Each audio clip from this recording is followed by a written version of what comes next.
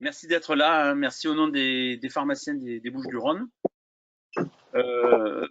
C'est un bel exercice de style que vous faites que de vous prêter au jeu des questions des pharmaciens. Ça prouve aussi que l'ARS est au plus près de notre profession et que l'ordre aussi, d'ailleurs, qui va participer, est toujours à nos côtés dans ce combat. Donc, je vous remercie pour votre intervention. Et est-ce que vous voulez dire quelque chose avant qu'on démarre la séance de questions-réponses? Par rapport au dépistage, nous, on s'occupe aussi de la partie dépistage de la crise. Les pharmaciens jouent un grand rôle dans le dépistage par test antigénique et votre rôle, il va être encore modifié avec la vente sûrement des autotests avec tests antigéniques et prélèvement nasal qui aura lieu dans les officines en premier, mais il y a des discussions pour élargir aux grandes surfaces très vite.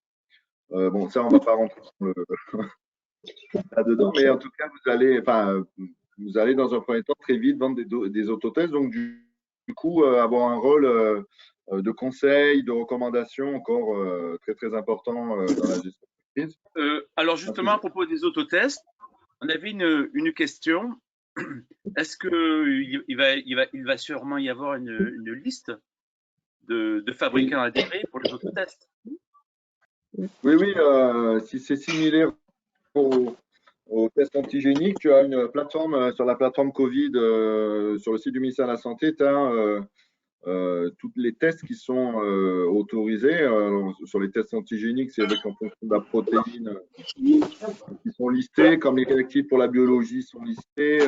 Donc on peut estimer en fonction du type de prélèvement, du type de test, du type. Voilà. Ça, c'est sur la plateforme, les autotests. Je pense que ça ne va pas échapper à ça, sachant que, évidemment, le prérequis, c'est qu'il soit marqué. Ça, c'est évident. Au jour d'aujourd'hui, les confrères qui pratiquent les autotests, ils sont dans la légalité ou pas? Non, ils ne sont pas dans la légalité. On n'a pas le droit de pratiquer les autotests.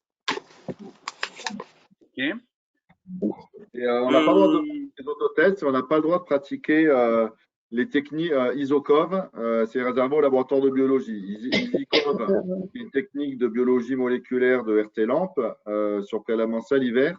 À ce jour, hein, peut-être que demain, ça passera en TROD. Hein, tu sais, il suffit d'en arrêter pour modifier ça.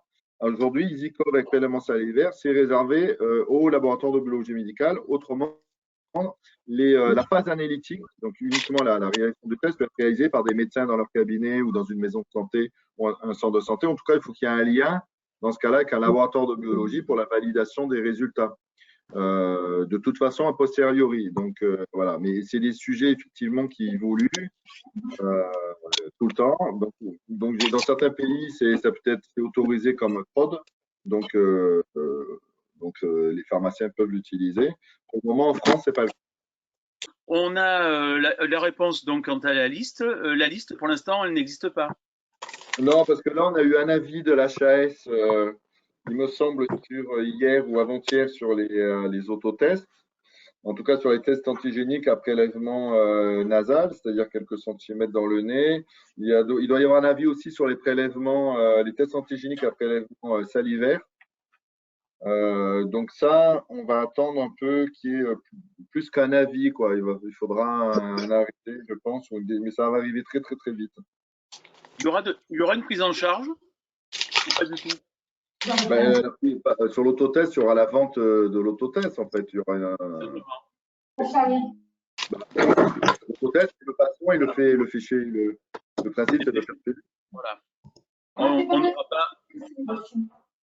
n'aura pas de droit à des prescriptions du style des médecins un peu farfelus qui vont nous faire une prescription pour qu'un patient ait des autotests. Non, je pense pas. Non. Bon. En train de regarder, mais je pense pas. Hein. C'est sur l'autotest, il sera inscrit sur la liste des Ouais, des actes, des prestations, en l'occurrence. Ouais, c'est les TROD et TDR, c'est pas les autotests. Ouais, les autotests sont pris en charge par la collectivité. Donc, ça veut dire que tu auras remboursement assurance maladie. Ah, et donc, il y aura d'accord. Alors que si les patients achètent des autotests en supermarché, on est bien d'accord, il n'y aura pas de prise en charge par la collectivité. Non, mais là, on est clairement, la HAS, elle donne son avis clairement dans le cas où les autotests sont dispensés, enfin délivrés en officine, hein. Là, il n'y a pas de. Voilà, c'est la. La traçabilité SIDEP, comment On n'a pas d'infos, mais je vois pas comment on va pas ouvrir des comptes SIDEP à tous ceux qui achètent des autotests. Donc, je pense qu'il y aura un autre système de suivi, peut-être par flash, par QR code directement dans tous anti-Covid, là, enfin l'application. oui. Donc, faire un lien directement, mais il y aura pas de lien avec SIDEP. Je vois pas comment on peut faire un lien avec SIDEP. Dans la stratégie de détection. On aura des après-midi, on a une info sur le test national. On a une réunion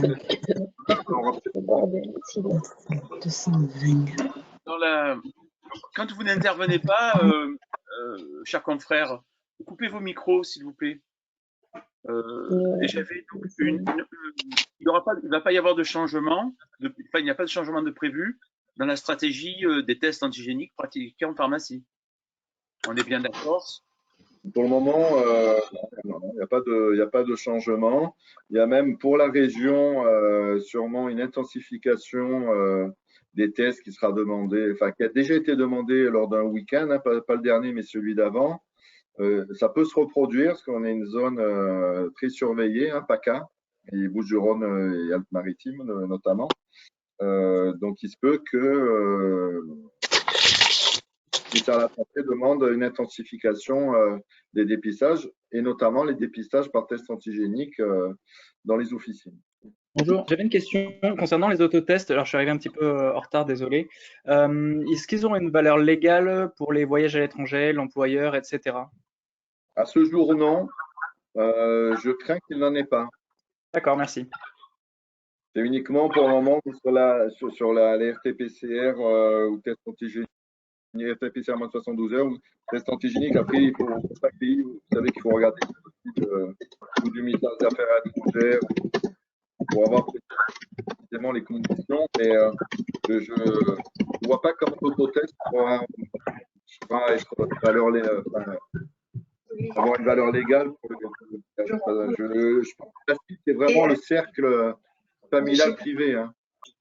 Mais du coup, excusez-moi, je reprends la parole. Sur ces autotests, est-ce que ça va pas être un peu un frein au tracing des patients? Ils vont se tester positifs, ils vont appeler ou pas leur famille, ils vont s'isoler, mais finalement, on n'aura plus aucune visibilité, aucun Ouais, tracing c'est une très bonne question. C'est effectivement le point faible. Donc, il va falloir qu'on trouve un système pour faire le lien avec un contact tracing efficace, effectivement. Donc, il y a toujours, je crois que l'HAS a demandé, le ministère de la Santé a demandé aux fabricants d'autotests de réfléchir à ces enjeux de traçabilité, de proposer des choses. Il y a le groupe, le fabricant qui s'appelle Innova, qui travaille sur des QR codes qu'on flash et qu'on incrémente, et dont les infos sont incrémentées directement dans tous anti-Covid, par exemple. Donc, il y aura sûrement ce système par QR code ou applicatif. Mais pour le moment, effectivement, ce n'est pas calé, vous avez raison. Ouais. Ben, on va passer à la partie des vaccins. Alors. Le gros morceau. Oui, exactement. Que faire des vaccins? Alors, j'avais une question d'un adhérent. Que faire des vaccins AstraZeneca qu'on a dans nos frigos? Ben, pour le moment, vous les conservez parce que jusqu'à preuve du contraire, l'AMM n'est pas suspendue. Et par contre, si l'AMM venait être suspendue, comme tout retrait de l'eau, vous devrez renvoyer. Donc, soit ça va être une suspension par retrait de l'eau, soit c'est une suspension totale. Et vous renverrez de la même manière que vous envoyez vos médicaments suspendus ou retirés aux grossistes. D'accord. Et pour le moment, en fait, on n'a pas d'informations sur l'issue de l'AstraZeneca, est-ce que il va revenir, enfin, il va être réintroduit sur le marché? Est-ce qu'il va être réutilisé ou est-ce qu'on va aller vers une suspension de... Il y avait un pharmacien qui me dit au moment du retrait, j'ai arrêté de vacciner, le flacon était entamé, qu'est-ce que j'en fais? Là, clairement, vu que c'était 48 heures au réfrigérateur, il va jeter le flacon. Il D'accord. n'y a pas d'autre solution. Ouais.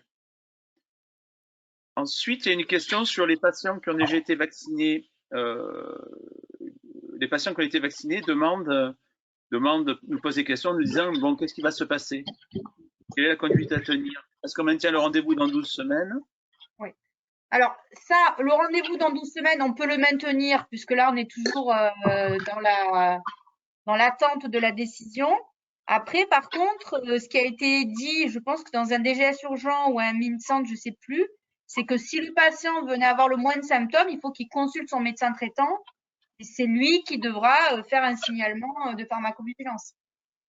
Mais en fait, à 12 semaines, on ne sait pas. Si on repart sur l'utilisation de l'Astra, ben, il n'y aura pas de problème. Si maintenant il est suspendu, il y aura peut-être des alternatives. De toute façon, ils sont en train de regarder pour switcher sur des deuxièmes doses d'un vaccin différent. Il y a des études qui sont en cours sur ça. Bon, après 12 semaines, ça reste quand même 3 mois. Ça laisse quand même un petit peu le temps de voir venir. Et ça, on aura bien sûr des instructions qui viendront du national. Hein. D'accord. Au niveau donc des patients vaccinés, pour l'instant, donc si je résume bien, donc il n'y a pas d'affolement à avoir. Est-ce qu'on a des données chiffrées sur le nombre de troubles de thrombose qui sont survenus sur ce les seules données qu'on a, ce sont les 30 cas qui ont été recensés sur les 5 millions de personnes. Et après, il y a une enquête au niveau national, mais là, on a demandé des informations, mais on n'a pas de retour sur des cas similaires dans cette quantité qui ont été constatés en France. D'accord. Donc, il y a eu un cas là, qui est sorti hier dans la Provence, mais ça n'a aucun rapport avec de la thrombose. C'est un effet indésirable qui est totalement différent. Voilà, donc à ce jour, en fait, même au niveau du territoire, en gros, on n'a pas eu de remontée de cas similaires. Est-ce qu'il y a eu des cas de décès suite à l'injection de ce vaccin? Des cas de quoi? Des cas mortels. Directement liés à l'injection? Oui. Là, en fait, alors il y a pu y avoir des décès. Après, pour relier le décès à l'injection, déjà, il faut toute une enquête, une autopsie. Et à ce jour, on n'a pas ce retour-là. Mais enfin, le décès suite à l'injection directe, on n'en a pas eu du tout connaissance. Hein. Il peut y avoir eu des décès dans les jours qui ont suivi, mais après, c'est toujours pareil. Il faut être sûr que le décès est bien dû à l'injection d'Astra et pas à autre chose. C'est toute la difficulté, en fait. Hein. Parce que ça fait, si les calculs sont bons, 30 sur 3 millions, ça fait un cas sur 5 millions. Ben, oui. C'est rien, quoi. Hein. Mais bien sûr, mais enfin, après, attention, moi, je suis pas pharmacologue ou quoi que ce soit, hein, mais c'est vraiment par rapport à tous les médicaments qui sont commercialisés, si c'est réellement le nombre de cas d'effets indésirables versus tout ce qui est injecté, ça représente quasiment rien. Contrairement à d'autres médicaments qui ont des effets secondaires bien plus importants avec des cas bien plus importants. D'accord. Alors, concernant toujours la vaccination, des étudiants de 6e année me demandent quand est-ce qu'ils auront le droit de vacciner. Quand ils seront diplômés, qu'ils pourront exercer dans une pharmacie, sauf s'il y a un texte qui sort différent. Parce qu'à la réunion avec le ministre, le ministre avait sous-entendu que les étudiants pourraient vacciner. On parle bien des étudiants en pharmacie, hein? Oui, on parle bien des étudiants en pharmacie. Ouais. Après, il a dit, il faut attendre un arrêté. Voilà, c'est comme les tests antigéniques où les étudiants ont pu accéder à ces tests. Il faut qu'il y ait un arrêté qui puisse qui puisse déléguer cette tâche aux étudiants. Sachant que bien sûr, maintenant, les étudiants, dans le cursus de leurs études, il y a la formation à la vaccination. Et du coup, ils n'ont pas nécessité derrière de se former, comme les pharmaciens en exercice sont obligés de le faire. D'accord. Concernant la vaccination toujours, est-ce qu'il y a un plan Pfizer qui est à l'étude? À savoir, Pfizer dans les pharmacies. Non. Alors, pas à notre connaissance. Ce qu'il y a, c'est que c'est très compliqué de faire passer du Pfizer en ville à cause, bien sûr, du délai, etc. Après, à l'heure d'aujourd'hui, peut-être que si l'AstraZeneca vient être suspendu, peut-être qu'il y aura quelque chose qui sera étudié. Mais ça demande quand même une organisation qui est très, très complexe. Hein. Oui, parce qu'on va recevoir des millions de doses de Pfizer et je doute que cet été, les centres de vaccination soient en mesure d'assumer cette tâche, non? Ça, pour moi, enfin, je ne peux pas me prononcer à la place des centres. Mais donc là, il y a quand même le vélodrome qui a ouvert, qui permet la vaccination. Bon, après, entre-temps, il y aura le vaccin Janssen qui va arriver. Hein. Oui, d'accord. Voilà. Donc, sur le Pfizer en officine, on n'a jamais eu d'informations sur une bascule du Pfizer en officine. Par contre, on a une augmentation du nombre de centres de vaccination sur certains territoires pour pouvoir diffuser plus de Pfizer.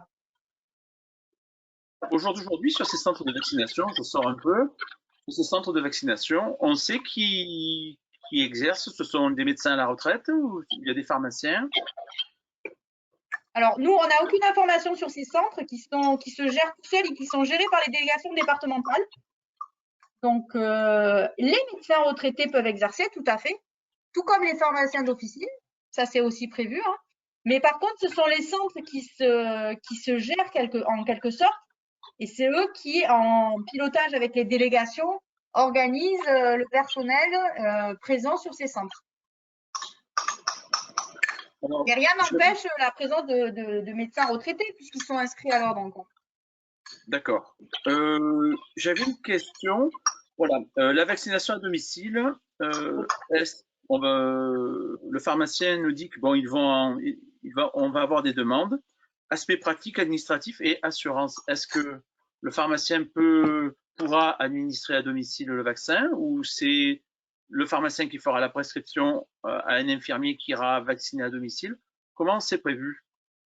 Nous, on est en train de travailler sur la vaccination à domicile.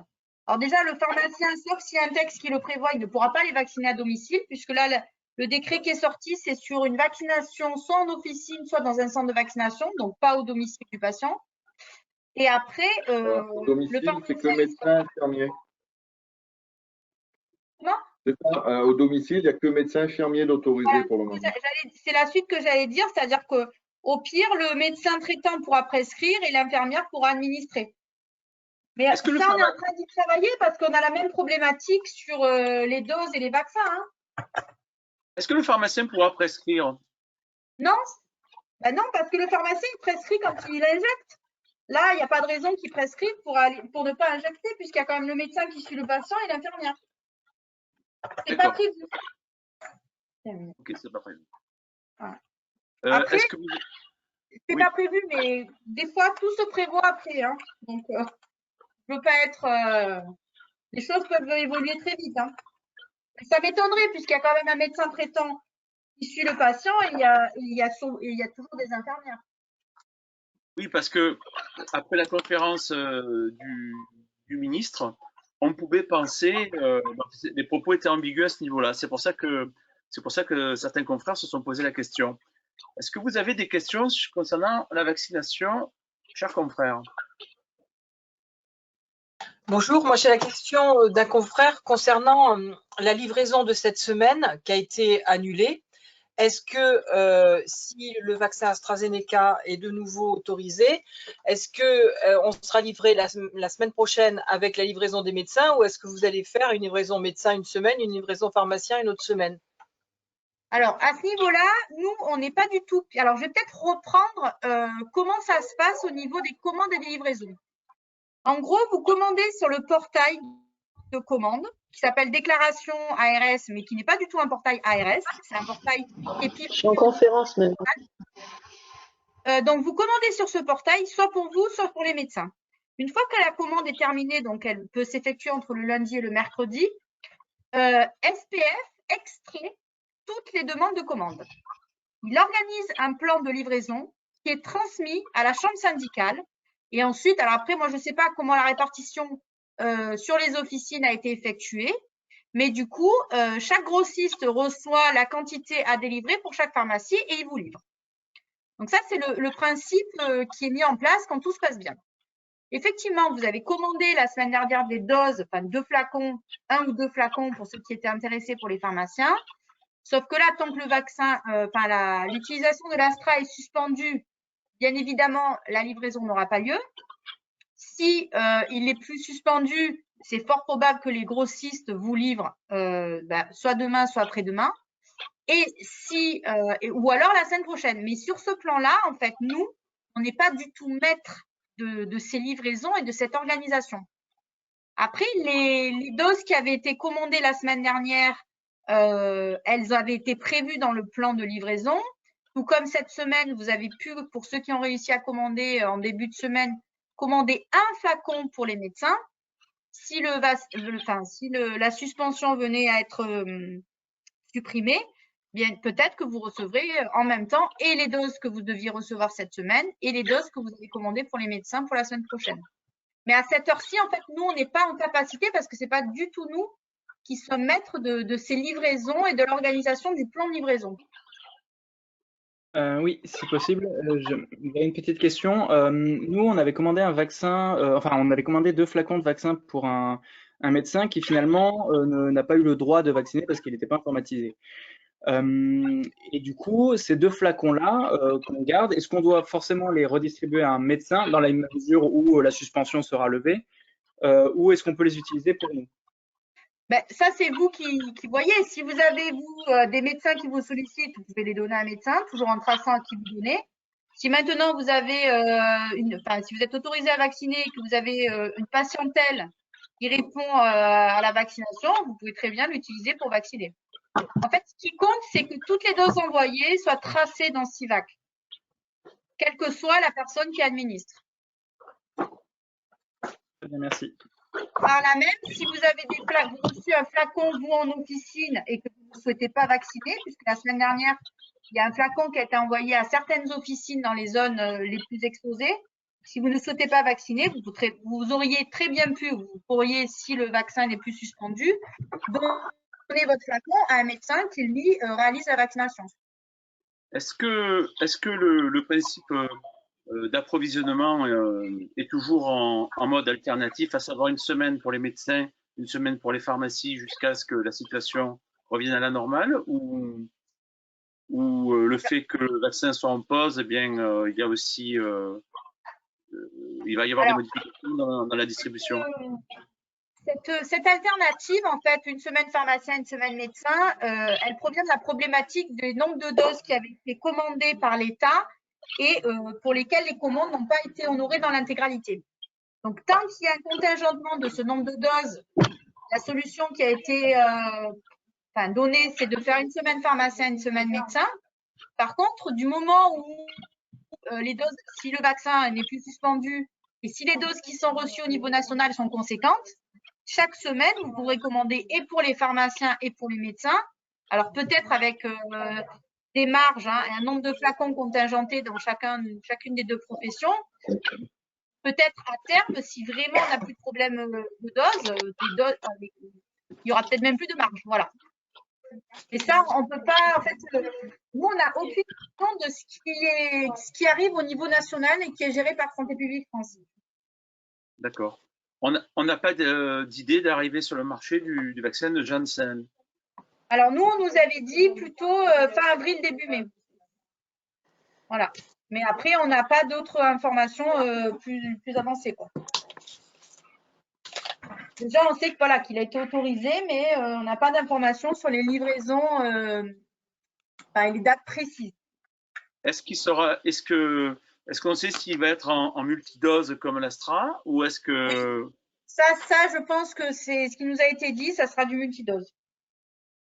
D'accord. Au niveau quand on est bien d'accord aussi, on avait fait une réunion, les conditions de la vaccination. Oui. Si vous pouvez refaire un topo, qui Alors, les peut conditions de la vacciner? vaccination. Il faut que l'officine dispose quand même de locaux qui soient adaptés à pouvoir recevoir donc la personne de manière confidentielle en entretien, dans une zone où elle peut bien sûr se laver les mains ou se désinfecter, qu'elle puisse injecter pas à la vue du public. Et après, bon, vu que là en plus, contrairement à la grippe, il y a quand même un petit temps d'attente de 15 minutes pour la surveillance, il faut que le patient puisse être installé pendant 15 minutes pour assurer cette surveillance. Donc ça, c'est la première chose. Donc normalement, les pharmaciens, quand ils nous demandent, qu'ils nous déclarent leur activité de vaccination dans l'officine, ils s'engagent sur un cahier des charges qui est très précis, hein, qui a été décrit dans un texte. Donc les pharmaciens doivent respecter ce cahier des charges. Par contre, nous, en inspection, on a quand même pu constater qu'il y en a certains qui ont signé un cahier des charges et qui ne le respectent absolument pas. Et dans ce cas-là, donc on suspend la vaccination dans l'officine et ça fait l'objet aussi d'une plainte à l'ordre. Voilà. Donc ça, c'est sur la partie locaux. Et sur la partie déclaration de vaccination, il faut que le pharmacien ait effectué une formation avec un organisme habilité qui comprend et de la théorie et de la pratique, et pas 5 minutes de e-learning comme on a pu le voir sur certaines formations. Donc là, quand on constate que c'est 5 minutes de e-learning, il est hors de question d'autoriser ces pharmaciens à faire de la vaccination. Voilà, ça c'est les conditions. Et le dernier point quand même qui est très important, c'est que le pharmacien qui demande à faire de la vaccination dans une officine, à minima, doit être enregistré à l'ordre. Parce qu'on a aussi beaucoup de demandes de pharmaciens qui ne sont pas enregistrés à l'ordre et qui nous demandent à vacciner dans les officines. Donc ça, pour nous, c'est aussi un motif de refus de la vaccination en officine. Donc, pour les locaux, on est bien d'accord, la vaccination dans une tente ou dans un algéco, c'est interdit. Alors, contrairement aux tests antigéniques où il y a eu des dérogations et la possibilité de réaliser ces tests dans des barnums, dans des locaux en dehors de l'officine, la vaccination, c'est un acte donc à la base médical, mais où le pharmacien a une dérogation pour l'effectuer. Donc, c'est effectué dans son officine, qui est son lieu d'exercice. À ce jour, il n'y a aucune dérogation, excepté en centre de vaccination, pour vacciner dans un barnum, dans un local ailleurs, etc., etc. C'est dans son officine, dans un local dédié, qui répond au cahier des charges.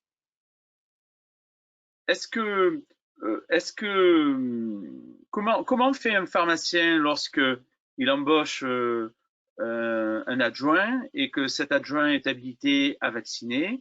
Doit-il vous transmettre l'attestation de formation de l'adjoint? Alors, si l'adjoint est nouvellement arrivé dans l'officine, il faut nous donner. Donc, si l'officine est déjà autorisée à vacciner, on ne va pas redemander une signature du cahier des charges, puisque nous, on l'a dans notre dossier. Pour tout nouveau pharmacien qui souhaite vacciner dans cette officine, il faut nous fournir donc le nom du pharmacien qui souhaite vacciner et son attestation de formation. Et à condition qu'il soit bien enregistré à l'ordre sur l'officine concernée, nous, on pourra le considérer comme apte à faire de la vaccination dans cette officine. Pareil, si une officine, en fait, voit son titulaire changer, à ce moment-là, le nouveau titulaire, donc lui, s'il veut vacciner, il doit nous refaire une demande totale, c'est-à-dire qu'il devra s'engager sur les locaux, hein, puisque c'est plus son prédécesseur, c'est lui qui est nouvellement titulaire de la pharmacie. Et il devra aussi s'engager si un nouveau pharmacien souhaite vacciner dans son officine. Donc, si j'ai bien compris, est-ce que donc l'ARS vérifiera que les attestations sont faites en bonne et due forme par des organismes dûment habilités et que donc le e-learning, ça ne suffit pas. On est bien d'accord. Alors, depuis le début que vous vaccinez, l'ARS vérifie toutes les attestations et fait beaucoup de courriers de refus, soit parce que l'attestation n'est pas valable, soit parce que le pharmacien n'est pas inscrit à l'ordre, soit parce que le cahier des charges n'est pas conforme. On vérifie tout ça. Ça, on le vérifie avant que la personne ait une confirmation du fait qu'elle puisse vacciner en officine. On le vérifie puisque c'est comme ça qu'on a refusé quelqu'un qui avait un e-learning de 5 minutes. D'accord. Mais quand on a une idée de combien de pharmaciens en proportion sur le territoire ont été habilités, ont vacciné contre la grippe, et combien maintenant de pharmaciens ont fait la demande pour vacciner contre le Covid? Il y a un différentiel? Alors, on n'a pas d'idée. Alors, moi, je pourrais vous dire, parce que le chiffre, je peux le retrouver sur le nombre de pharmaciens qui sont enregistrés chez nous comme ayant l'habilitation pour vacciner. En gros, on a quand même sur 1865 officines, on en a à peu près 1600 et quelques qui sont habilités à vacciner. Donc, quand même une forte proportion. Après, vous dire exactement. Alors là, on reçoit beaucoup de demandes, justement, d'inscription pour faire la vaccination. Mais donner la proportion, ça, c'est très compliqué parce que nous, après, on ne fait pas la distinction entre ceux qui étaient anciennement habilités pour la grippe et ceux qui demandent là dans le cadre du Covid. Puisque ceux qui étaient habilités à la grippe, on ne leur redemande pas. Hein. C'est-à-dire qu'ils étaient habilités pour la grippe, ils sont également habilités pour le Covid. Hein. On ne redemande que des nouvelles personnes qui n'avaient pas la formation, des nouvelles personnes qui viennent s'enregistrer dans une officine. Voilà, donc on peut, c'est très, ça serait trop, on ne serait pas capable de faire la distinction puisque pour nous, c'est habilitation à la vaccination. D'accord. On a Stéphane Pichon, le président du conseil régional d'ordre des pharmaciens qui vient de se connecter. Bonjour Stéphane, merci pour ta venue. Alors, on continue. Stéphanie. Stéphanie. Oui. Oui, pour revenir sur la question des étudiants, dans la mesure où ils seraient potentiellement amenés à vacciner en ayant leur formation à la fac, comment ça se passe au niveau de l'officine pour notamment les 6e années ou ceux qui sortiraient, qui ne seraient pas inscrits du coup à l'ordre au niveau de la vaccination? Est-ce que ce serait sous la responsabilité du titulaire ou comment ça se passerait? Alors, déjà, un étudiant, en fait, a un numéro RPPS. Donc, contrairement à l'ancienne, enfin, il y a longtemps, l'étudiant n'avait un RPPS, enfin, le pharmacien n'avait un RPPS qu'au moment où il s'inscrivait pour la première fois à l'ordre. Contrairement à ça, vous, en tant qu'étudiant, vous avez déjà votre numéro RPPS. Donc, dans le CIVAC, vous allez saisir avec ce numéro RPPS. Tout ça sous réserve quand même d'un texte, une publication qui autorise les étudiants à vacciner. Et dans ce cas-là, de toute façon, il y aura quand même tout un process qui sera bien défini avec les responsabilités de chacun. Parce que là, par exemple, les nouveaux étudiants qui sont diplômés et qui exercent dans des officines, ce qui fait foi, c'est l'attestation que la faculté vous a fournie quand vous avez fait la formation à la grippe, à la vaccination, pardon. Concernant les étudiants, moi, j'estime quand même qu'il ne faut pas non plus qu'on marche un peu sur la tête. Bon, moi, je suis sidéré que les sapeurs-pompiers vont pouvoir vacciner, comment dire. Et les pharmaciens, ça va être compliqué. Les étudiants, ils ont tous un RPPS, même les remplaçants. Hein. Donc là, qu'est-ce qui se passera concrètement? Si le texte prévoit que les étudiants puissent vacciner, ils pourront vacciner. Comment fait un étudiant pour connaître son RPPS? Hier, j'ai posé la question. Je pense que la faculté qui génère quand même ce numéro quand il s'inscrit, à mon avis, doit connaître le RPPS. En fait, mais ça, je ne suis pas capable d'affirmer que c'est ça. Ils peuvent faire une demande à l'ordre ou pas, Stéphane? L'ordre peut leur donner un certificat de remplacement s'ils veulent exercer en officine. Mais je ne sais pas si c'est en lien avec le RPPS ou pas. En fait, En fait, ce qui s'est passé, c'est que hier, j'ai une étudiante donc en 6e année qui fait son stage à la pharmacie, et je lui ai posé la question, je lui ai demandé si elle connaissait son numéro RPPS. Elle m'a dit, ben non. Elle m'a montré son certificat de scolarité et ça n'apparaît pas sur le certificat de scolarité. Alors, en regardant le numéro de la carte d'étudiant, je me suis dit qu'il y avait une possibilité que ça ressemble à un numéro RPPS. Et je lui ai dit, est-ce que tu peux appeler l'ordre? Elle a appelé l'ordre. Et à l'ordre, on lui a dit qu'elle n'aurait son RPPS que lorsque elle aurait fini et validé son stage. Ben, alors après, moi, je pense que c'est à la faculté de peut-être voir avec le service de la scolarité si eux, ils ont le numéro RPPS. Hein. Ton numéro, un numéro RPPS, un numéro 1000, etc., etc. Ça commence comme ça. Oui. Mais après, moi, j'ai des accès RPPS, je peux vérifier, mais effectivement, l'ordre ne pourra le voir qu'une fois que la personne s'inscrira sur une des sections. Parce que je vais donner un exemple très simple. Hein. Oui. Il y a certaines professions où les gens ont un numéro RPPS, mais pour autant, ils n'ont pas d'ordre. Enfin, ils ne sont pas obligés de s'inscrire à l'ordre, pardon. D'accord. Oui, donc on attend le texte et une fois que le texte est publié, les étudiants peuvent vacciner. Pour autant, est-ce que, enfin, moi qui ai subi la formation, les deux formations, vaccination antigrippale et vaccination AstraZeneca, la formation que j'ai subie pour la deuxième fois était était différente, à savoir la constitution des doses, notamment la fameuse question de la bulle d'air. D'après ce que je sais, il ne faut pas injecter d'air dans le vaccin. Tu le confirmes?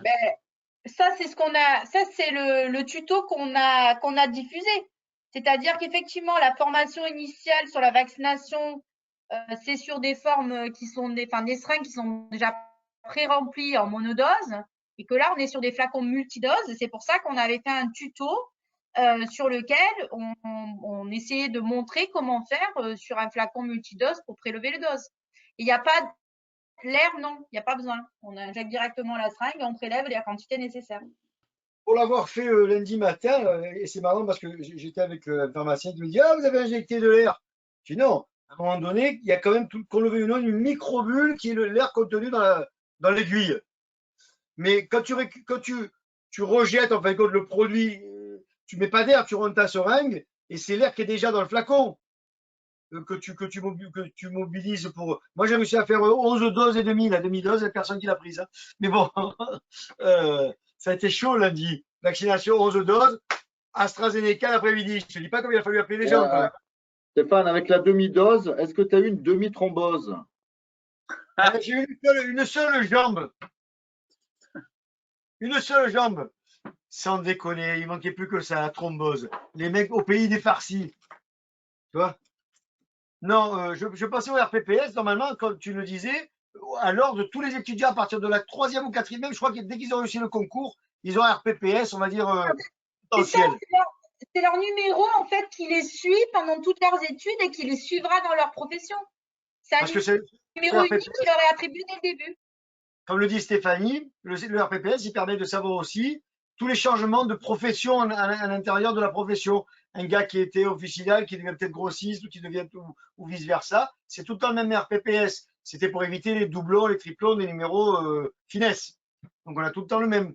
Les étudiants, même sur leur certificat de remplacement, ils ont tous un numéro de RPPS. Ceux qui ont fini, qui sont pharmaciens, mais qui ne sont pas thésés encore, connaissant les difficultés qu'il y a pour faire des thèses en ce moment. Voilà. Mais comme je le disais tout à l'heure, je ne sais pas si vous m'avez entendu, aujourd'hui, on marche un peu sur la tête. C'est-à-dire que, bien entendu, il faudra les numéros RPPS, mais par contre, tu as les sapeurs-pompiers qui vont vacciner. Tu vois, je ne sais pas d'où. C'est tous les pompiers, ça, qui vont vacciner.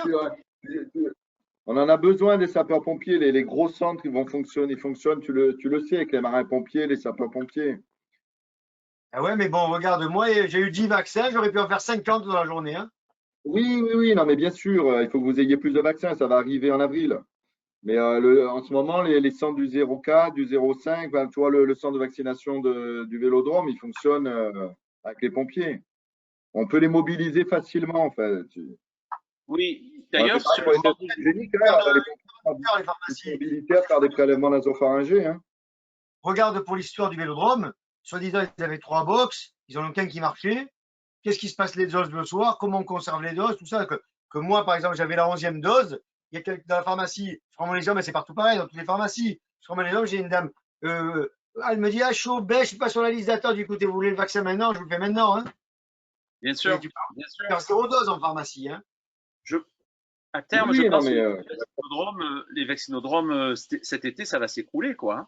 Je pense que ça va s'écrouler parce que les gens vont vouloir partir en vacances.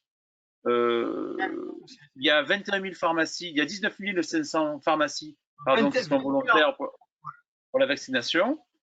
Et au jour d'aujourd'hui, on nous cantonne à 10 doses ou 11 doses par pharmacie. Enfin, Non, mais là, c'est parce que clairement, on n'a pas de doses en circuit. Il est arrivé, Stéphanie, elle a les chiffres, mais 160 000 ou 170 000 doses dans la semaine pour la France, c'était ça. Donc, évidemment, on n'a pas assez de doses, mais dès le 29 mars, on avait l'info qu'on allait avoir une grosse quantité d'AstraZeneca qui allait arriver. Et vous pourriez en commander beaucoup plus. Dès qu'on a des doses, bien sûr que les vannes elles sont ouvertes. Là, on gère 170 000 doses dans la semaine, donc compliqué. Oui. Hein. Tout le monde soit vacciné. C'est le but général. Après, qu'importe les moyens pourvu qu'on ait le vaccin. Oui, exactement. Est-ce qu'il y a encore des questions? Stéphane, tu sais que l'ARS, on a des relations tendues, en tout cas le directeur ou la direction avec l'URPS médecins libéraux, c'est excessivement tendu. Je crois qu'il lui sert plus la main, Sacomano, mais bon. C'est compliqué. Carrément, ouais. À un moment, c'était ça. Hein. Est-ce que les pharmaciens ont encore des questions? Oui, en fait, moi j'avais une question qui rejoint un peu l'idée de Stéphane, c'est que je comprends difficilement pourquoi on mobilise des pompiers qui ont certainement beaucoup d'autres choses à faire de leur côté, alors qu'à côté on a un pool d'étudiants qui est quand même relativement, si on compte les étudiants de 4e à la 6e année, mobilisables sur des centres de vaccination, sur le maillage territorial des officines, sur la faculté même. Alors que... Non, mais c'est une très bonne question. Moi, je l'ai vécu, on l'a vécu, nous, l'agence, quand on a voulu mobiliser pour le dépistage des étudiants. C'est pas si facile que ça, parce que la fac, elle les libère pas, les étudiants. Puis il y a des problèmes de responsabilité. Nous avait donné que le mardi après-midi comme créneau pour les étudiants de 5e année, je crois, ou 5e année pour le dépistage, pour aller sur les Barnum. Je parle de ça il y a quelques mois, hein, qu'on avait vraiment besoin d'étudiants. En fait, c'est une ressource qui est difficilement mobilisable, les étudiants. Enfin, ils ont des cours, les doyens à la fac ne veulent pas sacrifier Mais c'est un vivier, mais c'est pas si évident. Par exemple, les 6e années, là, depuis janvier, ils sont tous en terrain officinal. Ils peuvent faire les tests, d'ailleurs, ils font les tests, hein, mais ils ne peuvent pas vacciner. Ils doivent attendre de passer. C'est une anomalie, mais je pense que Stéphane, il a peut-être des infos plus. Vous avez raison, c'est une anomalie. Il faut que les étudiants de 6e année soient autorisés à vacciner, c'est évident. Même les 5e année en externat. Hein. Là, on est sur un faux problème. Oui. On est sur un faux problème. Le problème de bras, c'est un faux problème, je pense, hein, de personnel. Parce que, alors moi, vous allez me dire, le mec, il est redondant, il fait que parler de l'officine. Mais bon, c'est un peu mon job, l'officine aussi, quelque part. Hein. Mais on se retrouve à avoir peut-être moins de bras dans les centres de vaccination et des vaccins. Et nous, on a plein de bras et pas de vaccins. Parce que nous, tous les pharmaciens, ils sont prêts. On vous rendez compte que le flacon de 10 doses qu'on a eu, il est parti en 2 heures. Et on aurait pu vacciner. Oui, non, mais ça, Stéphane, tout le monde a bien conscience de ça. Hein. Je te jure, à l'agence, on leur a bien dit que vous avez des listes avec des centaines de noms. Il n'y a pas de souci. Après, le déploiement en ville, on a commencé avec les médecins. C'est vrai que dans un premier temps, il y avait peu de médecins. Enfin, Stéphanie, elle a les chiffres. Mais on avait une 30%, je crois, de médecins mobilisés pour la région. Ou je ne sais plus. Non, on avait combien sur les médecins généraux? C'était l'avant-dernière région. On était l'avant-dernière région, la dernière région de France en termes de mobilisation. Donc, ici, ils ont été déçus par ça. Mais évidemment, nous, on avait bien communiqué sur les pharmaciens. On sait que vous pouvez faire beaucoup de vaccinations. Après, je te dis, là, c'est conjoncturel. On a un problème. Bon, je ne parle pas de la suspension, de l'arrêt de l'AstraZeneca, mais on avait un problème de dose. Je pense que ce problème, fin mars, il devait se résoudre. Et les vannes, elles vont être lâchées. Moi, j'ai pas trop. C'est une histoire de 15 jours, là, si tout se déroule bien. Après, la question de la remobilisation de la campagne avec AstraZeneca, c'est un vrai sujet, quoi, parce que là, c'est compliqué. Laurent, est-ce que tu penses, Stéphanie, est-ce que vous pensez qu'on pourra avoir d'autres vaccins? Est-ce que, par exemple, c'est envisageable qu'on ait du Pfizer ou du Moderna, ou on n'aura que de l'AstraZeneca? Non, alors déjà, le Pfizer et le Moderna, c'est ce que je disais déjà tout à l'heure. Nous, on n'a jamais eu aucune information du national sur une bascule en officine. Par contre, le Janssen, qui arrive fin avril, normalement, il sera majoritairement positionné en ville. Pour les jeunes? Voilà. Comment ça, les jeunes? Non, mais je parle déjà de l'utilisation. Parce que l'intérêt du Janssen, c'est que quand même, il aura une bonne observance, parce que un jeune, tu lui fais faire facilement la première injection, et derrière, il faut que, si c'est l'été, les vacances, pour faire sa deuxième injection dans les temps, c'est plus compliqué. Alors après, on n'a pas du tout la cible prioritaire, hein, mais je pense il faut d'abord qu'on écoute toutes les personnes là, en descendant progressivement dans les tranches d'âge. Mais voilà, le Janssen, en tout cas, il sera, enfin le Johnson Johnson, il sera plutôt positionné en ville, donc médecin pharmacien. C'est ça que je voulais dire en fait.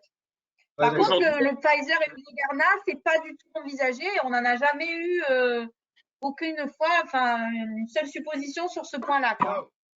Il y a quand même aussi une question économique. Les centres de vaccination, on sait ce que ça coûte. D'accord? Les pharmaciens, eux, ils sont ouverts 6 jours sur 7, pour certains même 7 jours sur 7. On a une capacité vaccinale de 350 000 personnes par jour. Voilà, comme disait Stéphane et comme tu le sous-entendais Stéphanie, il y a effectivement un aspect politique dans ce dossier. Moi, j'ai réfléchi, Patrick, on ne pourra rien y faire. Il y a les élections régionales l'année prochaine, les élections présidentielles, les élections départementales en juin. C'est-à-dire que chacun veut y aller, tu vois ce que je veux dire. Donc, ça coûte beaucoup d'argent à la nation, quoi. Combien il paye un médecin pour passer la demi-journée ou la journée en centre de vaccination? Je crois que c'est 420 € la demi-journée. Hein. 115 €. Pharmacien aussi, hein. Moi j'ai regardé ce matin la rémunération, elle est pas. 70 € de l'heure le pharmacien, 115 € le médecin. Ouais, mais il y a des études. Hein. Le pharmacien, normalement, il doit être dans sa pharmacie, quoi, hein, parce que c'est le feu. Oui, voilà, mais il y a des pharmaciens qui sont adjoints, s'ils ne sont pas à temps complet, ils peuvent très bien aller dans des centres de vaccination pour faire de la vaccination. Tout à fait. Il y a une demande par l'ARS de Corse, justement, de code de salle. Je vous remercie à toutes et à tous d'avoir participé à cette première séance de questions-réponses avec l'ARS et l'Ordre. J'espère qu'il y en aura d'autres, puisque l'actualité est brûlante. Un grand merci à l'ARS pour sa disponibilité, parce que c'est pas évident avec les emplois du temps que vous avez de vous rendre disponible. Donc, un grand merci. Et un grand merci aussi à Stéphane Pichon, le président du Conseil régional de l'Ordre des pharmaciens, de nous avoir rejoints. Vous pourrez suivre un résumé de cette session qu'on vous enverra sur les différents supports. Et je vous remercie, je vous dis à très bientôt et courage aux confrères et aux étudiants.